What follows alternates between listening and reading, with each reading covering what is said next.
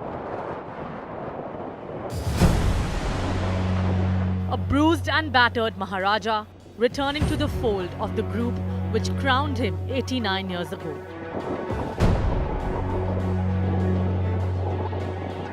The journey home has been turbulent, with Air India having lost the top positions it once held in world airline rankings.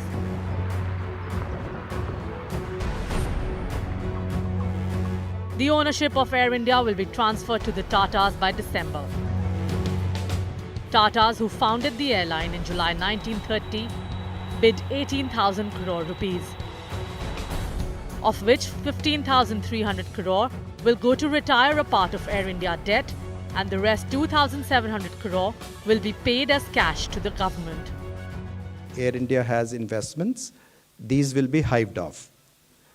So Tatas Private Limited, which is basically Tata Sons SPV, has emerged as a successful bidder for the sale of equity shareholding of GOI in Air India, in AIXL, which is a subsidiary of Air India as a part of this transaction, and 50% of Air India in AISATS, which is another joint venture of Air India, along with management control.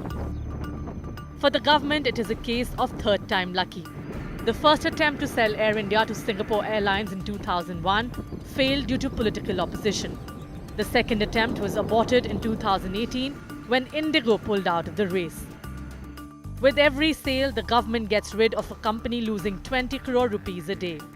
Air India has been in red every year since 2007-2008 and currently has accumulated losses of over 71,000 crore rupees.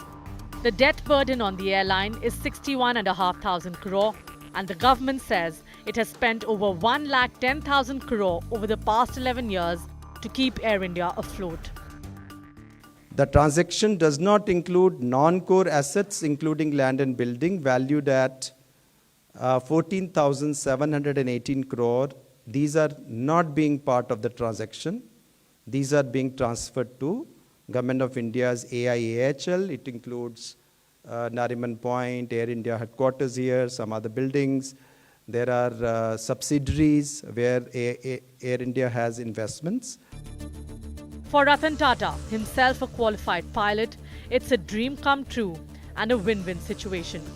Clearly expressed in an emotional social media post, remembering the genesis of the airline under JRD Tata and expressing hope that the group will now have the opportunity to regain the image and reputation it enjoyed in the early years. Not only does Tata get Air India, it gets full ownership of the budget Air India Express as well, and also 50% stake in ground handling service of Air India SATS.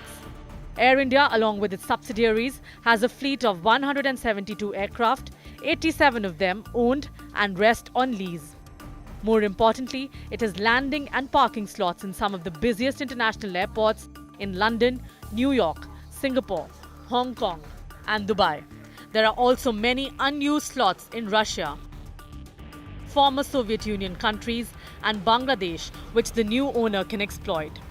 Add to this the trained pilots, technicians, and the other staff Air India brings with it. Well, and the deal's done. It is after 67 years that the Maharaja Air India lands on Tata's runway. The government has promised that it is by December 2021 they're looking to close the deal and all the concerns of employees and retired employees will be taken care of. Karishma Sadani, Business Today, Delhi.